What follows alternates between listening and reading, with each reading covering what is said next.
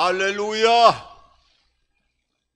저는 오늘 우리가 함께 합독한 이 히브리서 11장 1절에서 3절까지의 말씀을 근거로 해서 믿음의 능력이라고 하는 제목을 가지고 잠시 한번 하나님의 은혜의 말씀을 나누겠습니다.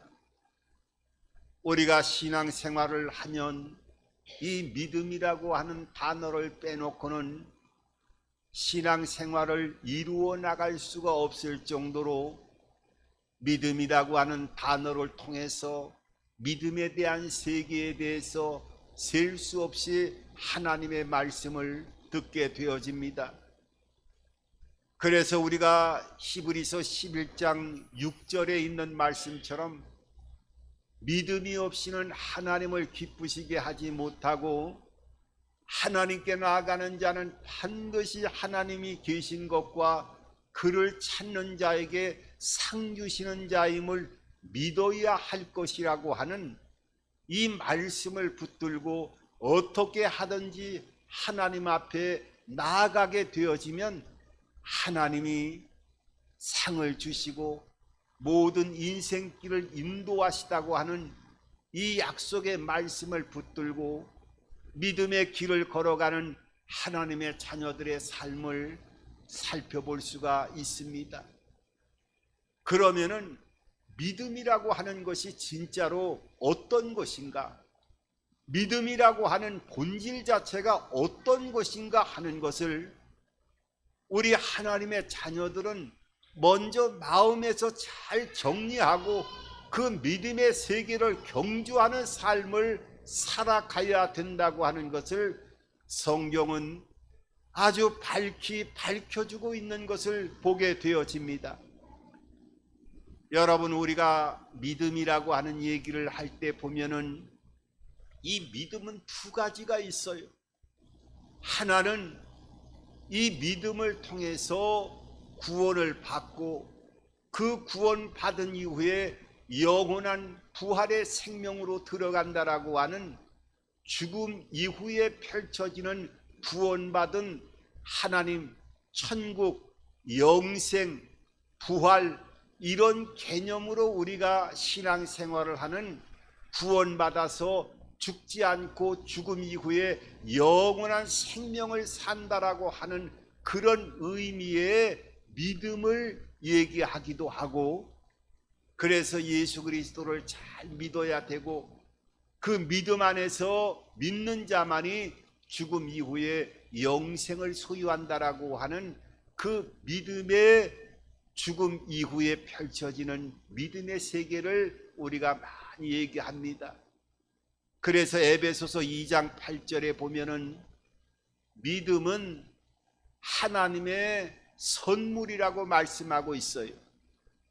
그러니까 너희가 얻는 구원은 믿음으로 말미암아 구원을 얻게 되어지는데 그 구원은 하나님의 선물, 너희가 어떤 행위 자체로 되어지는 것이 아니라 예수 그리스도를 죄 가운데 우리의 죄를 다 사해 주시고 그 사하신 예수를 믿게 되어지면 우리의 인생에 하나님 앞에 나아가는 막혀있는 길들이 다 열려지고 통로를 놓은 예수를 믿는 믿음 안에서 영원한 생명이 주어진다라고 하는 이러한 믿음의 세계를 우리가 너무나 잘 인식하고 너무나 깊이 신앙인들은 마음속에 각인되어지는 신앙의 모습을 보게 되어집니다.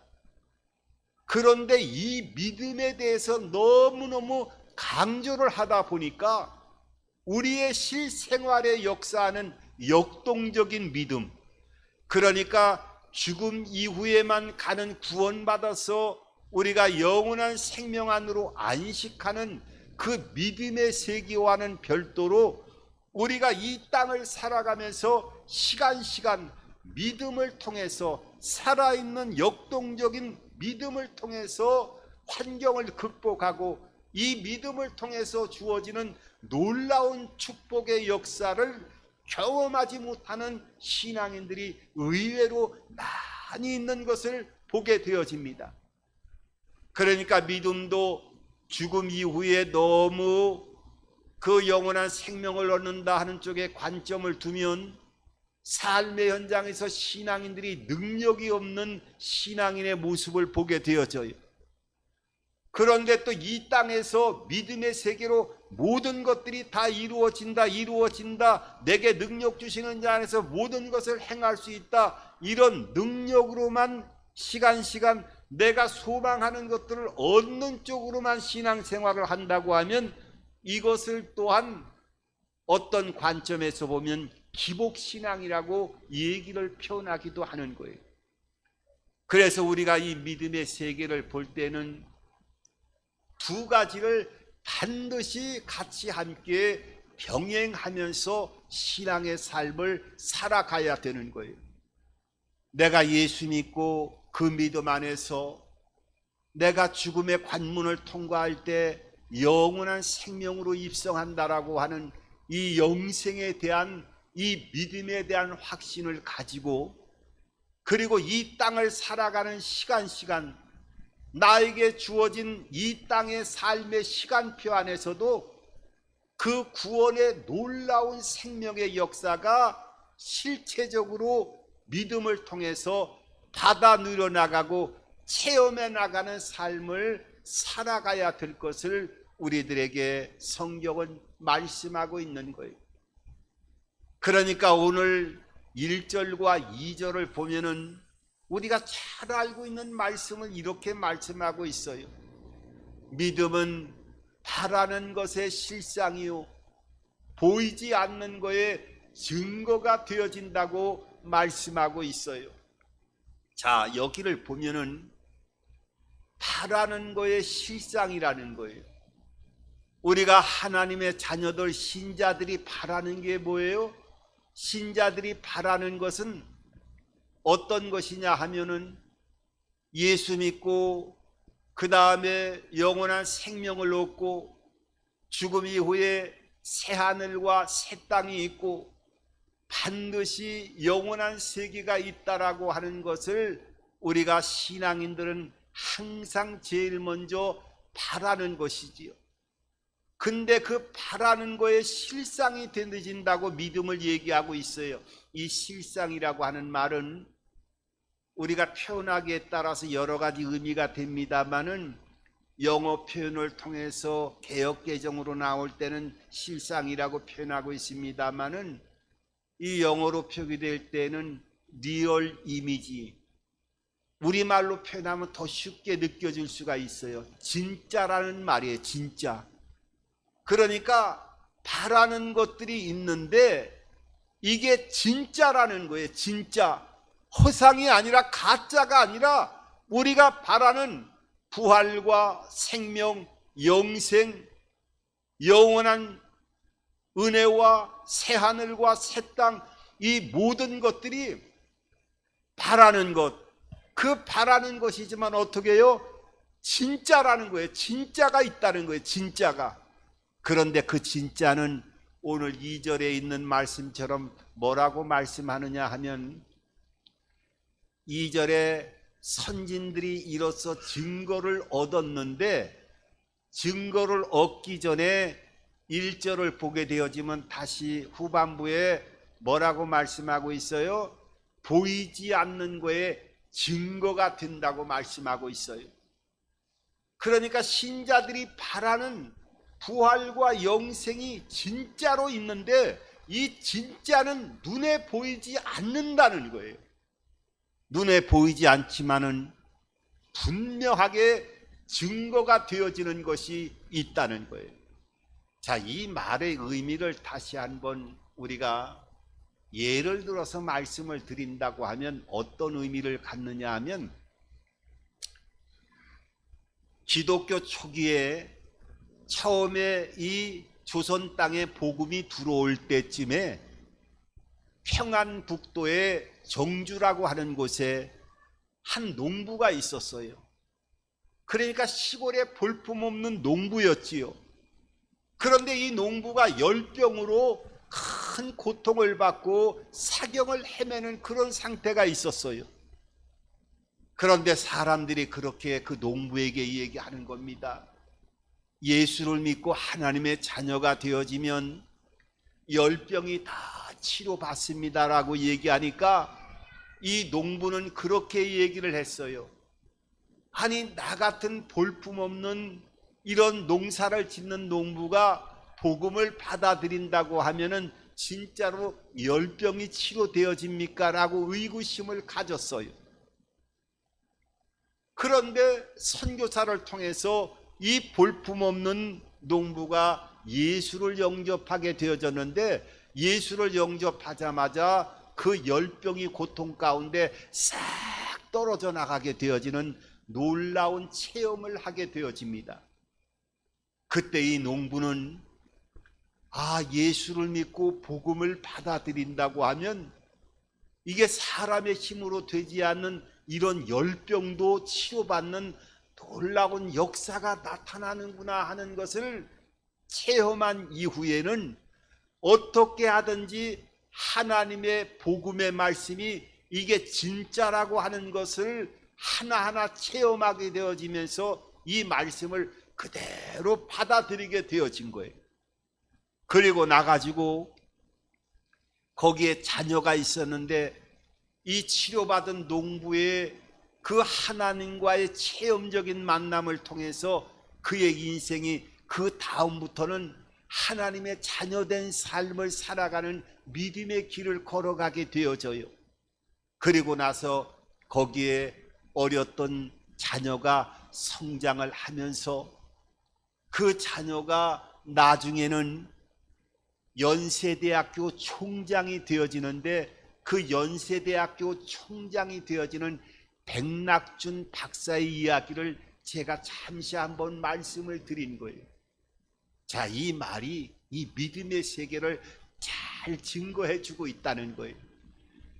그러니까 예수 믿으면 치료받고, 예수 믿으면 영원한 생명이 들어오고, 예수 믿으면 축복받는 삶을 살아가고, 예수 믿으면 놀라운 생명의 역사를 통하여 삶이 변화되어진다라고 하는 것을 성경은 셀 수 없이 말씀하고 있지만은, 이게 눈으로 보이지 않지만은 바라는 거의 실상이라는 거예요. 진짜라는 거예요. 진짜. 눈에 보이지 않지만은 이 성경에 약속되어 있는 축복과 치료와 영원한 생명과 부활과 이게 진짜로 있는데 눈에 보이지 않지만은 증거가 되어졌다는 거예요.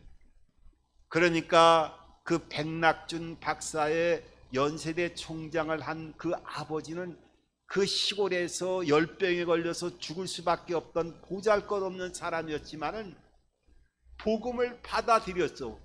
복음을 받아들이고 나서 그것이 눈에 보이지 않지만은 그것이 진짜인 것을 믿음으로 받아들이고 나갔더니 어떻게 해요? 보이지 않았지만은 그 자식이 증거가 되어졌다는 거예요. 이건 놀라운 생명의 역사를, 성경은 믿음의 역사를 그대로 나타나게 하는 거예요.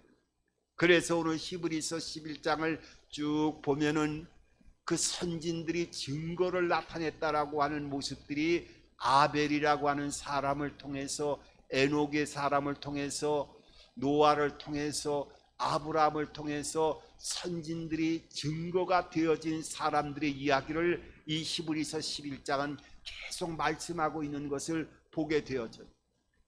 그러니까 하나님의 자녀가 되어졌고, 이 복음에는 진짜로 놀라운 역사가 있는데 눈에 보이지 않지만은 이 네 사람이 성경적으로 사건이나 그의 삶의 모든 정황을 통해서 증거되어졌다라고 하는 확실한 증거로서 성경은 말씀하고 있는 거예요.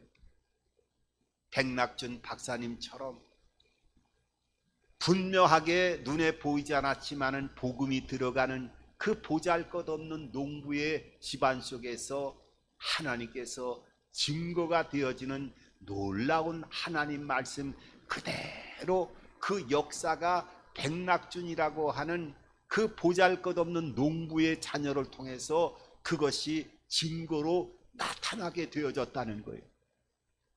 여러분, 그래서 우리가 신앙생활을 하면서 물론 이 복음의 증거가 나타내어지는 이 과정 안에서 시간이 많이 걸릴 수도 있지만은 우리가 믿음 안에서 영원한 생명이 주어지고 죽음을 두려워하지 않고 부활의 영원한 예비되은 영생이 있음을 그 큰 틀 안에서 이 믿음의 세계를 떠서 눈을 가지고 이 땅에 있는 삶에서 그 보이지 않지만은 보이지 않는 것을 실체적으로 경험하고 체험하는 삶을 살아가는 것, 이것이 바로 믿음의 세계라는 거예요. 여러분, 그러니까 로또 복권을 한 50억짜리를 갖다가 당첨이 됐어요. 당첨이 됐는데 분명히 당첨이 된 것을 확인했어요. 당첨된 걸 확인했는데 무슨 큰 일이 있어서 이걸 은행에 찾으러 가려고 하면 일주일이 있다가 은행에 가서 이 당첨된 50억의 복권을, 로또 복권을 현금으로 찾아올 수가 있어요. 그러면은 지금 내가 돈으로 찾아오지 않았지만은 복권이 지금 당첨돼 있어 갖고 일주일 이후에 가면 내가 찾아올 수가 있는 거예요. 그러니까 이 믿음이 세계라는 거, 역동하는 믿음을 사용하는 것이라고 하는 것은 내가 지금 당첨이 돼 있지만 돈을 지금 찾아오지 않았지만은 찾아온 것 같이 경험하고 느끼면서 한 주간을 삶을 살아가는 것, 이것이 바로 역동하는 믿음의 세계를 소유하면서 삶을 살아가는 것이라고 하는 것을 말씀하고 있는 거예요. 그러니까 이 믿음의 세계라고 하는 것은 우리가 역동하는 살아있는 믿음을 소유하기 위해서는 이것이 보이지 않는 영적인 세계를 보이는 세계로 경험하면서 삶을 살아가는 것, 이것이 바로 살아있는 믿음을 소유하는 것이지요. 그러니까 중요한 것은 믿음이라고 하는 것은, 살아있는 믿음을 소유한다는 것은 보는 것을 믿는 게 아니라 믿는 것을 보는 것이라고 하는 것을 말씀하고 있어요. 자, 우리 한번 오늘 말씀을 한번 따라 하시기 바랍니다. 믿음은 보는 것을 믿는 것이 아니라 믿는 것을 보는 것이다. 믿음은 보는 것을 믿는 것이 아니라 믿는 것을 보는 것이다. 여러분, 이것은 우리가 신앙생활하면서 가장 중요한 말씀인 것을 우리가 체험하면서 삶을 살아가게 되어질 때, 이것을 활용하면서 삶을 살아가게 되어질 때 진정한 믿음의 세계로 보이지 않는 것을 보이는 것 같이 그것을 가지고 와서 실제적으로 받아서 사용하는 삶을 살아가게 되어지는 거예요. 여러분, 성경에 보면 우리가 너무나 잘 알고 있는 말씀, 야곱이 삼촌 라반이 품삯을 주지 않자 그 품삯을 어떻게 삼촌에게 얘기합니까? 삼촌에게 품삯을 달라라고 하는 말은 워낙 거짓으로 자기를 부려먹었기 때문에 정상적인 상태로는 그 월급을 받을 수 없다라고 하는 생각을 갖자 야곱이 뭐라고 얘기를 합니까? 삼촌과 계약을 할 때, 삼촌, 제가 어려운 거 부탁하는 게 아닙니다. 여기 양들 가운데 얼룩덜룩한 거는 저 멀리 떨어지게 해가지고 내가 그 얼룩덜룩한 거는 내 눈으로 보이는 거에 다 치워주십시오. 그러면 지금 제가 삼촌 집에서 양을 기르고 양을 돌보는 거는 다 하얀 양밖에 없지 않습니까? 그런데 그 하얀 양 중에 얼룩달룩한 것이 태어나게 되어진다고 하면 그걸 제 품삯으로 주십시오라고 하니까 삼촌이 생각할 때, 야, 이거 제정신이 아니구나. 지금까지 내가 양을 키우면서도 하얀 색깔에서 얼룩달룩한 게 나오는 게 아니라 얼룩덜룩한 거에서 얼룩덜룩한 새끼가 나오는 거지, 하얀 거에서 얼룩덜룩한 것이 나올 수가 없는데 이 조카가 좀 약간 정신이 좀 나갔구나. 그래? 그럼 얼씨구 좋다면서, 그럼 내가 지금 흰 양을 전부 다 너한테 맡길 테니까 그 안에서 얼룩덜룩한 것이 나면 네 품삯으로 분명하게 내가 주겠다. 그때 야곱이 어떻게 얘기를 합니까? 성경에 보면 신풍나무와 버드나무의 이파리를, 그 가죽을 벗겨갖고 얼룩덜룩한 그 나뭇가지를 양이나 염소가, 그 하얀 양이나 염소가 와가지고 계속 물을 먹을 때마다 그 얼룩덜룩한 것을 바라보게 만들잖아요. 그러니까 바라보니까 그 얼룩덜룩한 상태에서 한 마리 두 마리가 어쩌다가 태어나니까 그 얼룩덜룩한 것끼리 같이 실한 것 같이 교배를 시켜가지고 계속 얼룩덜룩이를 갖다가 자기의 품삯으로 나타나게 하는 모습을 보게 되어져요. 여러분, 이게 뭡니까?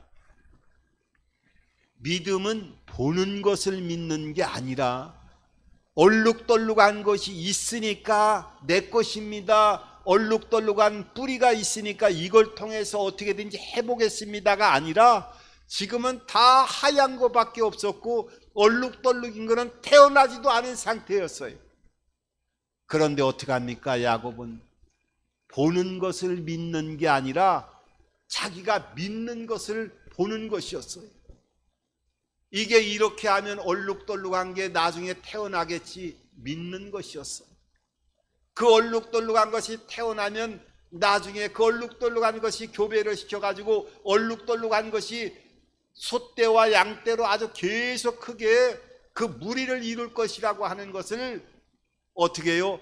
믿음으로 먼저 받아들였다는 거예요.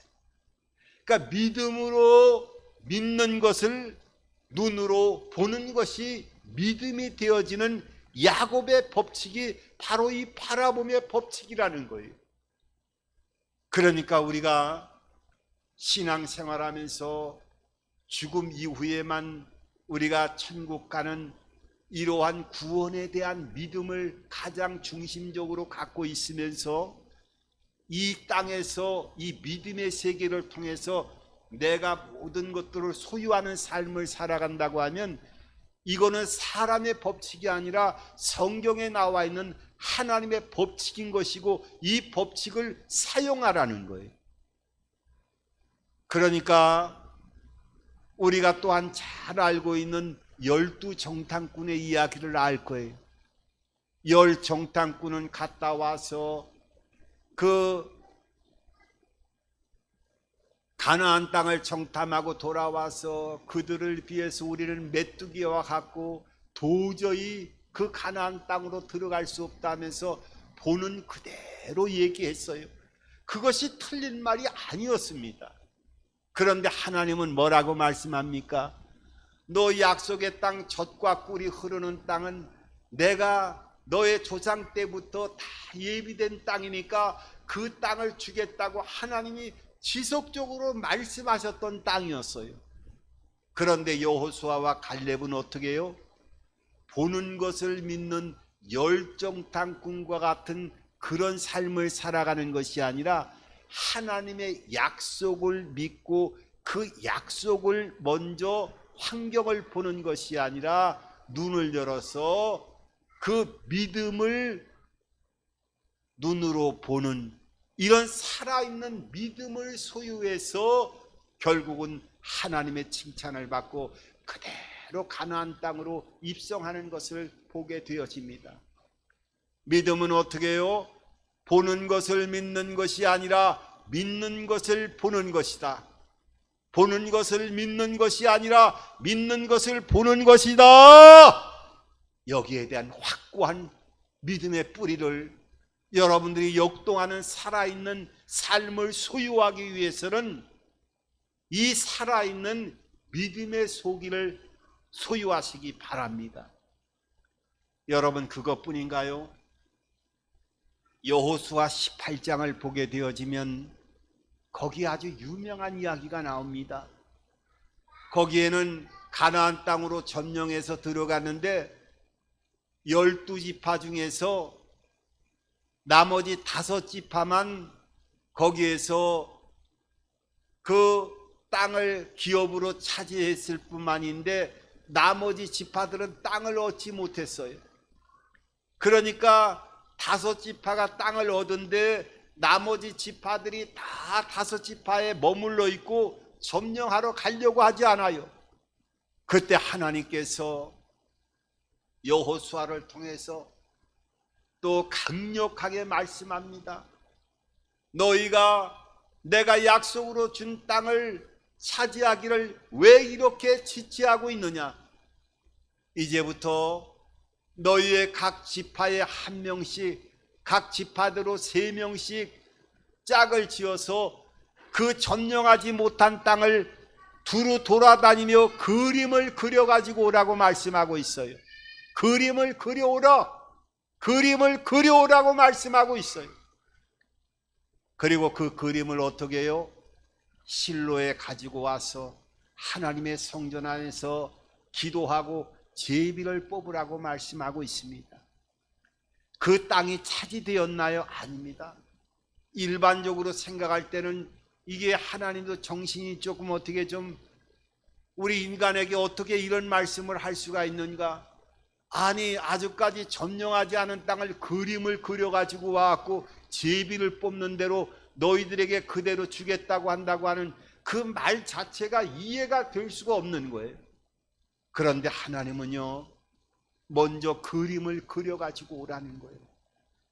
그러니까 아직 점령되지 않았지만은 너희가 보는 것을 그려가지고 오는 것이 아니라 땅을 차지하는 그 믿는 것을 눈으로 보는 것, 이것이 바로 믿음의 세계인 것을 알고 먼저 그림을 그려가지고 와서 그 믿음의 약속을 통해서 믿음으로 보는 것을 형상화 만들라고 말씀하고 있는 것을 성경은 우리들에게 말씀하고 있습니다.